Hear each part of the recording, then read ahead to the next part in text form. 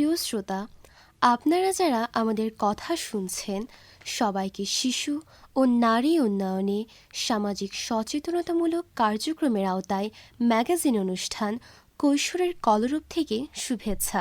উচ্চশিক্ষা অর্জনের প্রতিটি পদক্ষেপে নিজেকে প্রমাণ করতে হয়, টিকে থাকার জন্য আত্মপ্রেরণা যোগাতে হয়। তাই নিজেকে যোগ্য করে তুলতে হবে আগে থেকেই। দক্ষতা অর্জনের সুযোগ পেলেই কাজে লাগাতে হবে। আমাদের আজকের পর্ব কক্সবাজারে মেয়েদের বা কিশোরীদের উচ্চশিক্ষা শেষ করতে বা জাতিসংঘের বিভিন্ন প্রতিষ্ঠানে কাজ করতে কোন ধরনের দক্ষতা উন্নয়ন করতে হবে। গ্রন্থনা ও উপস্থাপনায় আছি সিদরাতুল মুনতাহা সোহা। কৈশোরের কলরব অনুষ্ঠান প্রতি শনিবার সকাল 10:05 প্রচারিত হচ্ছে ইউনিসেফের সহযোগিতায় বাংলাদেশ বেতার কক্সবাজার থেকে। এই অনুষ্ঠান রেডিও সেটে এবং মোবাইল ফোনে শুনতে টিউন করুন FM 100.8 মেগাহার্টজে। এছাড়া ফেসবুক পেজ এবং ইউটিউব থেকেও পরবর্তীতে এই অনুষ্ঠান শুনতে পারবেন। আমাদের শ্রোতা বন্ধুদের মধ্যে যারা শিশু ও কিশোর কিশোরীদের আজকে যাদের জন্মদিন, সকলকে জানায় শুভেচ্ছা। এই জন্মদিনে এমন একটি উদ্যোগ নিন যাতে আপনাদের পরিবারের বা বন্ধুদের যে কোনো একটি সমস্যা সমাধান হয়। প্রিয় শ্রোতা, ক্যারিয়ারে সফলতা পেতে মানুষের সঙ্গে নেটওয়ার্ক গড়ে তুলতে হবে।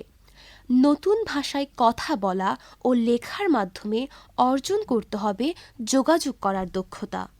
স্থানীয় ভাষা আয়ত্ত করতে পারলে পাওয়া যাবে বাড়তি সুবিধা। নতুন ভাষা জানলে বিদেশিদের সাথে সামাজিকীকরণ দক্ষতা বৃদ্ধি পাবে। অভিযোজন ক্ষমতা হল উচ্চশিক্ষার মৌলিক উপাদানের একটি। এটি আন্তর্জাতিক অভিজ্ঞতার গুরুত্ব উপলব্ধি করতেও সাহায্য করে। জাতিসংঘে কাজ করতে চাইলে আন্তর্জাতিক দৃষ্টিকোণ থেকে দেখে সমস্যা সমাধান করতে হবে। প্রিয় শ্রোতা, এবারের পরিবেশনায় রয়েছে একটি নাটিকা, শ্রুতি নাটক মুক্ত জ্ঞানী জ্ঞান। এটিতে অভিনয় করছে সামিহা বিনতে কাদের ও তার দল। তাহলে আসুন শ্রোতা বন্ধুরা, উপভোগ করি শ্রুতি নাটক মুক্ত জ্ঞানী জ্ঞান।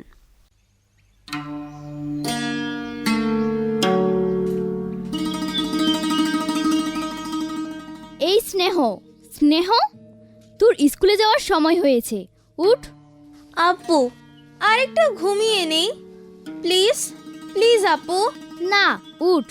আরে এভাবে ঘুমিয়ে ঘুমিয়ে স্কুল ফাঁকি দিলে তোর পড়ালেখার ক্ষতি হবে। তোকে পড়ালেখা করে বড় হতে হবে, উঠ। আপু, আমি তো এমনিই অনেক বড় হয়েছি, আর কত হব? আরে আমি তো সেই বড় হওয়ার কথা বলিনি, আমি বলেছি পড়াশোনা করে মানুষের মতো মানুষ হওয়া, ডাক্তার, ইঞ্জিনিয়ার, BCS ক্যাডার হওয়া, বড় বিজ্ঞানী হওয়া, বড় শিল্পী হওয়া, আরও কত কি। এবার ঘুম থেকে উঠতো। আর মাত্র 5 মিনিট ঘুমিয়ে নেই না আপু? না, এখনই উঠ, আমার কাজে যেতে হবে। তুই 5 মিনিটের কথা বলে এখন 2 ঘন্টা ঘুমাবি, আমি জানি। তারপর স্কুলের সময় চলে যাবে। তাড়াতাড়ি উঠে পড় বলছি। না আপু, আমি সত্যি বলছি, আর শুধু 5 মিনিট ঘুমাবো। না, এখনই উঠ, তাড়াতাড়ি উঠে পড় বলছি। আচ্ছা বাবা, ঠিক আছে, তোমাকে নিয়ে আর পারি না। এই যে উঠলাম, এবার হলো তো? এবার তাড়াতাড়ি ওয়াশরুমে গিয়ে ফ্রেশ হয়ে খেতে আয়। যাচ্ছি বাবা, যাচ্ছি।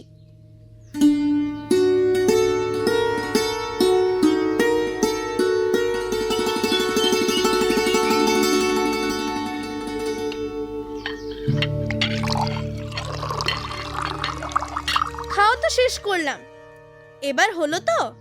যা, এবার ব্রাশ করে নে। আপু, তুমি আমাকে সব সময় খাবার পর দাঁত ব্রাশ করতে বলো কেন? খাবার আগে করলে অসুবিধা কি?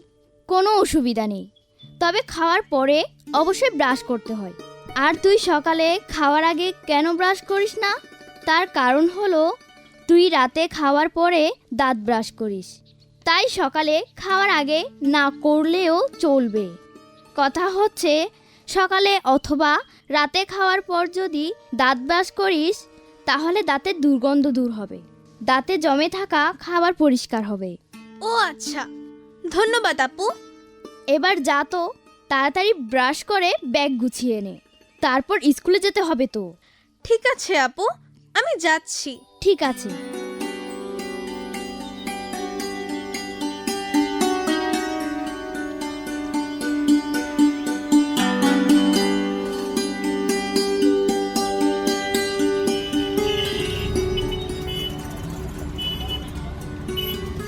হ্যালো অভ্র, কেমন আছো? ভালো। তুমি কেমন আছো? আমিও ভালো আছি। তুমি গতকাল স্কুলে আসোনি কেন? আমার পায়ে প্রচণ্ড ব্যথা ছিল। তাই নাকি? হ্যাঁ। এখনো কি পায়ে ব্যথা আছে? না, আগের মতো নেই, তবে কিছুটা ব্যথা করছে। কোনো সাহায্য লাগলে আমাকে বলো। ঠিক আছে। ওই দেখো অভ্র, একজন বয়স্ক মহিলা রাস্তা পার হতে পারছেন না। তাই তো, সম্ভবত তিনি দৃষ্টি প্রতিবন্ধী। চলো আমরা ওই বৃদ্ধ মহিলাকে সাহায্য করি। হ্যাঁ চলো। দাদু, আপনার রাস্তা পার হতে কোনো সমস্যা হচ্ছে মনে হয়, আমরা আপনাকে সাহায্য করি। এই যে, আমি আপনার হাত ধরছি, আপনি আমাদের সাথে আস্তে আস্তে আসুন। দাদু, আস্তে আস্তে। এই তো, আমরা রাস্তা পার হয়ে গিয়েছি, এবার আপনি যেতে পারবেন। ধন্যবাদ দিতে হবে না দাদু, শুধু আমাদের জন্য দোয়া করবেন। অভ্র, তুমি কি জানো কাউকে সাহায্য করলে সবারই কত ভালো লাগে? তা তো অবশ্যই, আমার অনেক ভালো লাগছে। আমারও।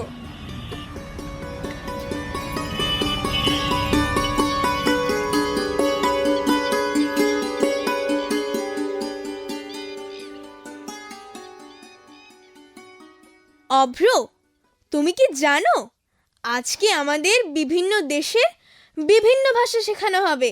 সত্যি? হ্যাঁ, কারণ এই বৈশ্বিক অর্থনীতির সাথে নিজেকে খাপ খাওয়াতে গেলে বিভিন্ন ভাষার দক্ষতা উন্নয়ন করা প্রয়োজন। আমি কিন্তু ইংরেজি ভাষায় মোটামুটি দক্ষই বলা যায়। আমি ইংরেজির পাশাপাশি ফার্সি এবং জাপানিজ ভাষাও রপ্ত করেছি। তাই নাকি? হ্যাঁ, তা কোথা থেকে শিখেছো? আমার বড় আপু শিখেছে, উনি অনেক ভাষাই জানেন। তোমার আপু তাহলে অনেক গুণী। হ্যাঁ, আমিও আপুর মতো হতে চাই।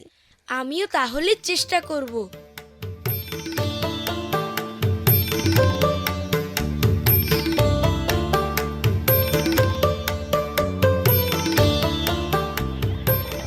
ছেলেটা কি কাণ্ড করেছে দেখেছো? হ্যাঁ, দেখলাম তো। আচ্ছা, তুমি কিভাবে ওকে এত তাড়াতাড়ি ধরতে পারলে?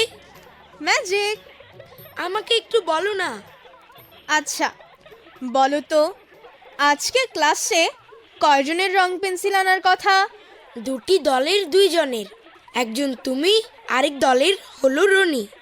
হ্যাঁ, রনির রং পেন্সিল আনার কথা, কিন্তু সে হঠাৎ অসুস্থ হয়ে গিয়েছিল, তাই না? হ্যাঁ। এমনকি সে ক্লাসে পর্যন্ত ঢুকতে পারেনি। ক্লাসে ঢোকার আগে টিচারকে বলে বাসায় চলে গিয়েছিল, তাই তো? হ্যাঁ, তাই তো। তাহলে ওই ছেলেটার হাতে রং পেন্সিল থাকবে কেন? নিশ্চয়ই রনি বাসায় যাওয়ার সময় রং পেন্সিলটা তাকে দিয়ে গিয়েছিল। না, তখনও ছেলেটা স্কুলে আসেনি। তাই নাকি? হ্যাঁ। তারপর? তখন আমি তাকে বিভিন্ন প্রশ্ন জিজ্ঞেস করতে শুরু করলাম, ও সেগুলোর উত্তর এলোমেলো করে ফেলছিল বারবার। তাই দেখে আমি বুঝতে পেরেছিলাম পেন্সিলটা সে চুরি করেছে। অবশ্য সে তার ভুল বুঝতে পেরে ক্ষমাও চেয়েছে। হ্যাঁ, তাই তো দেখলাম। আসলেই তুমি খুবই বুদ্ধিমতী মেয়ে, তোমার যে কোনো সমস্যার সমাধানের দক্ষতা আছে। ধন্যবাদ অভ্র, চলো ক্লাসে যাই, এক্ষুনি ঘন্টা দিয়ে দিবে। হ্যাঁ, চলো যাই।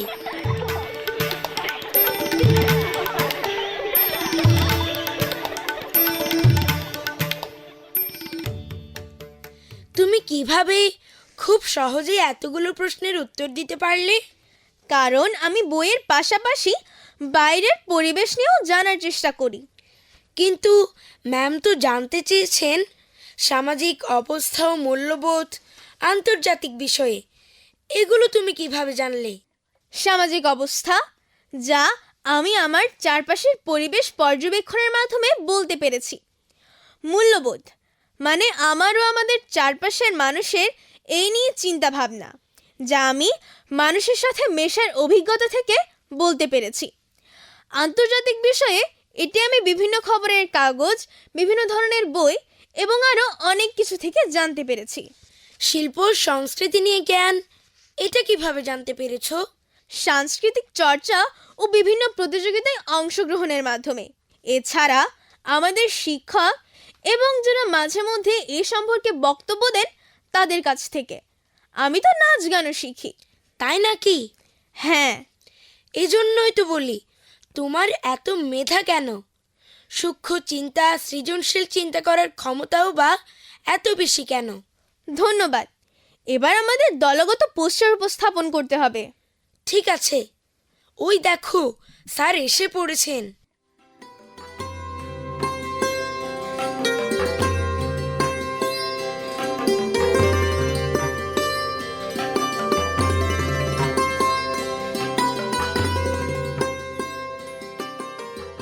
আচ্ছা অভ্র, তোমার কি মন খারাপ? না স্নেহ, কিছু ভাবছিলাম। কি ভাবছিলে? তোমাদের উপস্থাপনা সত্যি অনেক দারুণ হয়েছে, কিন্তু আমাদেরটা ভালো হয়নি। তাই? তুমিও চেষ্টা করো, তাহলে আমাদের চেয়েও ভালো পারবে। আচ্ছা, গতকাল কি অনুষ্ঠানটি সম্পন্ন হয়েছিল? হ্যাঁ, হয়েছিল। বিতর্ক প্রতিযোগিতায় আমরা জিতেছিলাম, আর গার্লস স্কুল হেরেছিল। ফাইনালেও আমরা জিতেছিলাম। উপস্থিত বক্তৃতায় আমি প্রথম স্থান অর্জন করেছিলাম। তুমি সব কিছুতেই অনেক দক্ষ। তোমার শোনার দক্ষতা আছে। দলবদ্ধভাবে কাজ করতে তোমার একটুও সমস্যা হয় না, অথচ আমাদের দলে ঝামেলা লেগেই থাকে। ওসব কিছু না, শুধু একটু চেষ্টার সহনশীল মনোভাব থাকলে সব কিছু করা সম্ভব। আচ্ছা, তুমি প্রযুক্তি বিষয়ে কতটুকু জানো? আসলে আমাদের এই বয়সে যতটুকু জানা সম্ভব আমি সব কিছু জানার চেষ্টা করি। প্রযুক্তি বিষয়েও তাই। আচ্ছা, কি কি পারো বলো তো? এই ধরো, ইমেল, অনলাইনে আবেদন করার দক্ষতা, টাইপ করতে পারা, ইংরেজি লেখার দক্ষতা, যোগাযোগ, বিভিন্ন প্রতিষ্ঠানের ওয়েবসাইটে গিয়ে তথ্য সংগ্রহ করা ইত্যাদি নানা বিষয় পারি। বাহ, তুমি অনেক কিছু জানো, অথচ আমি। মন খারাপ করো না অভ্র, চেষ্টা করলে তুমিও নিশ্চয়ই পারবে। ওই তো স্কুলে ছুটির ঘন্টা পড়েছে, চলো বাসায় যাই। চলো।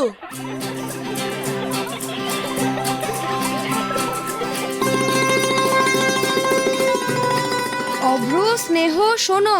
বলুন ভাইয়া। কালকে স্কুলে নবীনবরণ হবে, জানো তো? জানি ভাইয়া। সকাল 9টার মধ্যে তোমরা চলে আসবে, ঠিক আছে? ঠিক আছে ভাইয়া। কাল শ্রেষ্ঠ শিক্ষার্থীও বাছাই করা হবে, তোমরা অবশ্যই উপস্থিত থাকবে। অবশ্যই ভাইয়া। আচ্ছা ভাইয়া, কারা এই শ্রেষ্ঠ শিক্ষার্থীর পুরস্কার পাবে? আমার মনে হয় যারা সকল বিষয়ে দক্ষ তারাই এই পুরস্কার পাবে। তাহলে আমি ধরে ফেলেছি আমাদের মধ্যে কে হতে পারে। কে? স্নেহ, কারণ ও সকল বিষয়ে দক্ষ। দেখা যাক। ঠিক আছে, তোমরা তাহলে এসো, কাল দেখা যাবে। ঠিক আছে ভাইয়া।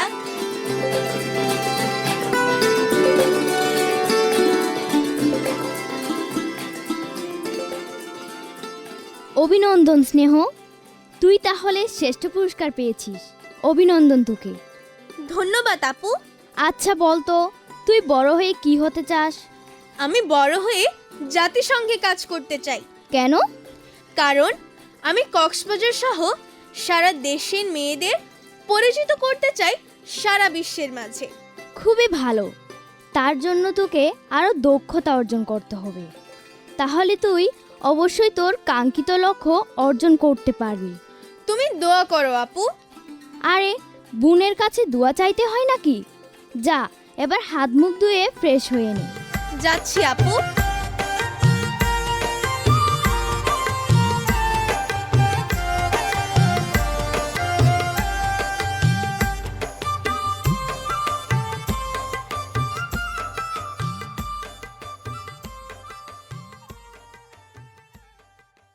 প্রিয় শ্রোতা, নাটিকাটি কেমন লেগেছে তা বাংলাদেশ বেতার কক্সবাজার ফেসবুক পেজে কমেন্টের মাধ্যমে জানাতে পারেন।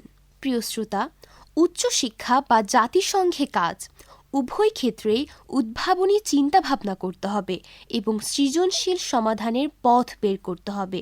এছাড়া আন্তর্জাতিক বিভিন্ন বিষয়ে জ্ঞান অর্জন, ইমেইল বা অনলাইনে আবেদনের দক্ষতা থাকতে হবে। প্রিয় শ্রোতা, এবারের পরিবেশনায় রয়েছে একটি মনোমুগ্ধকর বিষয়ভিত্তিক গান। তাহলে শ্রোতা বন্ধুরা, গানটি উপভোগ করা যাক।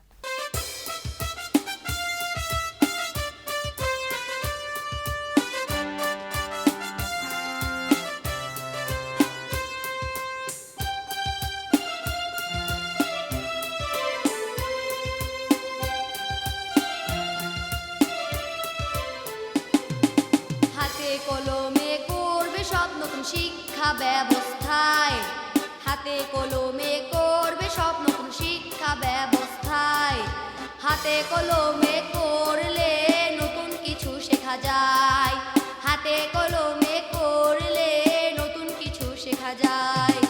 হরেক রকম গবেষণা করব, বাড়বে দক্ষতা, এই দক্ষতা কাজে লাগিয়ে হব তরুণ উদ্যোক্তা। হাতে কলমে করবে সব নতুন শিক্ষা ব্যবস্থায়, হাতে কলমে করবে সব নতুন শিক্ষা ব্যবস্থায়, হাতে কলমে করলে নতুন কিছু শেখা যায়, হাতে কলমে করলে নতুন কিছু শেখা যায়।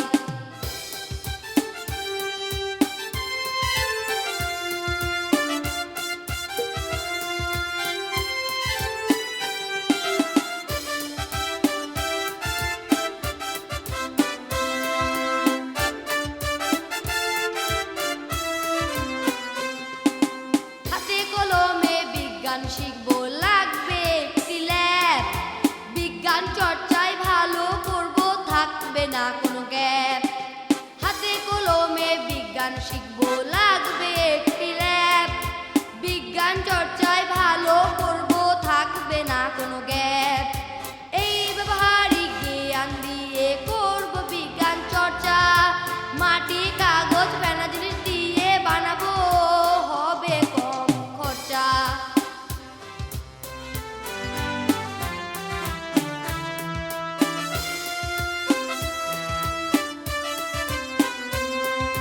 হাতে কলমে করবে সব নতুন শিক্ষা ব্যবস্থায়, হাতে কলমে করবে সব নতুন শিক্ষা ব্যবস্থায়, হাতে কলমে করলে নতুন কিছু শেখা যায়, হাতে কলমে করলে নতুন কিছু শেখা যায়।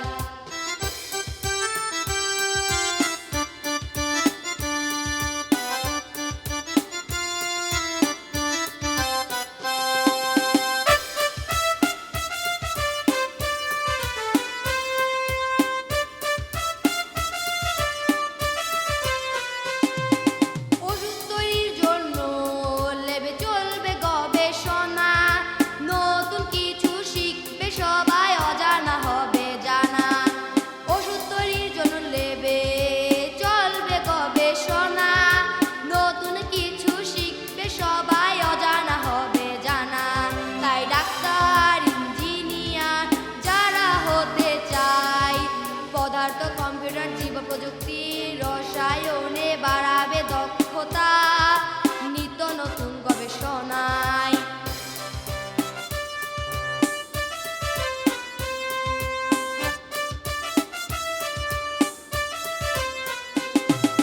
হাতে কলমে করবে সব নতুন শিক্ষা ব্যবস্থায়, হাতে কলমে করবে সব নতুন শিক্ষা ব্যবস্থায়, হাতে কলমে করলে নতুন কিছু শেখা যায়, হাতে কলমে করলে নতুন কিছু শেখা যায়, হাতে কলমে করলে নতুন কিছু শেখা যায়, হাতে কলমে করলে নতুন কিছু শেখা যায়। শ্রোতা বন্ধুরা, এতক্ষণ আপনারা একটি মনোমুগ্ধকর গান উপভোগ করলেন। প্রিয় শ্রোতা, অনুষ্ঠান সম্পর্কে সুনির্দিষ্ট মতামত জানাতে পারেন বাংলাদেশ বেতার কক্সবাজার ফেসবুক পেজে। যারা অনুষ্ঠানটি শুনেছেন এবং তথ্য দিয়ে সহায়তা করেছেন তাদের প্রত্যেককে জানায় আন্তরিক ধন্যবাদ। প্রিয় শ্রোতা, আজকের মতো এখানেই বিদায় নিচ্ছি। সকলের সুস্থতা কামনা করে শেষ করছি কৈশোরের কলরব অনুষ্ঠান। প্রচারিত হয়েছে ইউনিসেফের সহযোগিতায় বাংলাদেশ বেতার কক্সবাজার থেকে FM 100.8 মেগাহার্টজে। পরবর্তী পর্ব নতুন কোনো বিষয়ে প্রতি শনিবার সকাল 10টা 5 মিনিটে শোনার আমন্ত্রণ রইল।